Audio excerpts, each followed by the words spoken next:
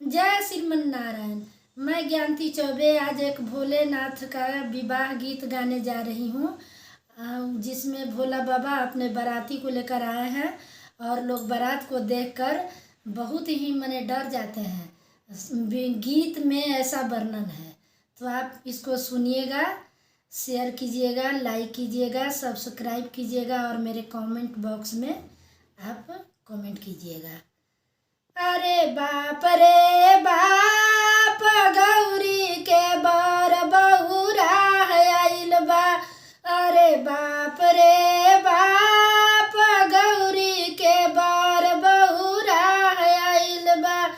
बहुरा आइल बा, बहुरा आइल बा। अरे बाप रे बाप, गौरी के बर बहुरा आइल बा।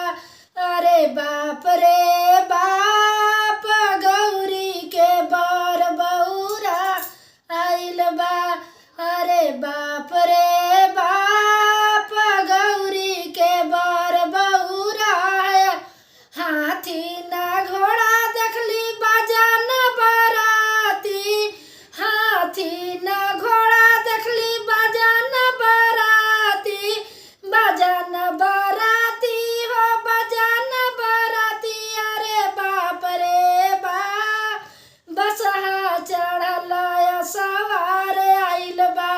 अरे बाप रे बाप, गौरी के बर बहुरा आइल, बहुरा आइल बा, बहुरा आइल बा। अरे बाप रे बाप, बसहा चढ़ल सवार आइल बा। अरे बाप रे बाप,